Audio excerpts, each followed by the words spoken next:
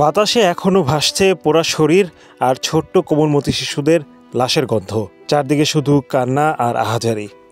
উত্তরার মাইলস্টোন স্কুলে বিমান বিধ্বস্তের ট্র্যাজেডি কাঁদিয়েছে গোটা জাতিকে। কিন্তু এই ভয়ঙ্কর বিপর্যয়ের মাঝেও থেমে নেই নোংরা রাজনীতি। যদি শিক্ষা উপদেষ্টার পদত্যাগ না করায় আমরা সবাই টাকা তুলে শেখ হাসিনার আবার বাংলাদেশে আনবো। শেখ হাসিনা ভালো ছিল। এই কথাটি বলে দিল অনেক কিছু। শুধু কান্না নয়, এই লাশের ভিতরেও লুকিয়ে আছে ষড়যন্ত্র, লুকিয়ে আছে রাজনীতি। গতকাল মাইলস্টোন স্কুল পরিদর্শনে গিয়ে অবরুদ্ধ হন প্রধান উপদেষ্টার প্রেস সচিব এবং 2 উপদেষ্টা। অবশেষে ছাত্রদের 6 দফা দাবিতে মাথা নত করে ঘোষণা দেন আইন উপদেষ্টা আসিফ নজরুল। সরকার তাদের সব দাবি মেনে নেয়, কিন্তু এরপর কি হলো?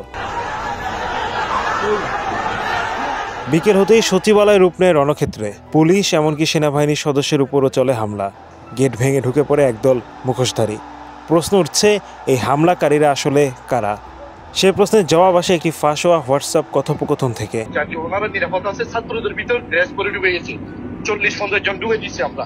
সেখানে দেখা যায় ছাত্র আন্দোলনের ভিতর ঢুকে পড়েছে নিষিদ্ধ ঘোষিত সন্ত্রাসী সংগঠন ছাত্রলীগের 40 থেকে 50 জন সদস্য। স্পষ্ট পরিকল্পনা করা হয়েছে, শিশুদের লাশ নিয়ে করা হবে রাজনীতি, বানানো হবে গুজব, চালানো হবে প্রোপাগান্ডা। সচিবালয়ের সামনে নেতৃত্ব দানকারী কেউ ছাত্র না, মাইলস্টোন স্কুলেরও কেউ না। এদের একজনই চিৎকার করে বলছিল হাসিনাই ভালো ছিল। তাহলে কি সত্যি শিশুদের লাশের উপর দাঁড়িয়ে দেশে ফেরানোর প্রচারণা চালাচ্ছে পতিত ফ্যাসিবাদ?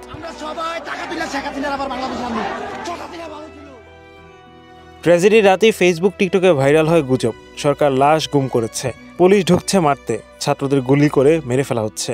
আর এসবই ছড়াচ্ছে নিষিদ্ধ ছাত্রলীগের সন্ত্রাসীরা।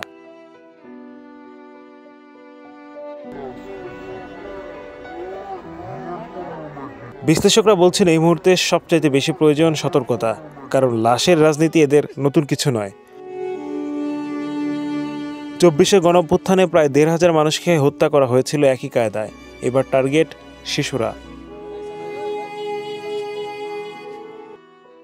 শিশুদের লাশ যেন আর কারো হাতিয়ার না হয়, শোক যেন ষড়যন্ত্রে পরিণত না হয়। নতুন বাংলাদেশে আর নয় লাশের রাজনীতি, এমনটাই প্রত্যাশা করছে দেশের জনগণ।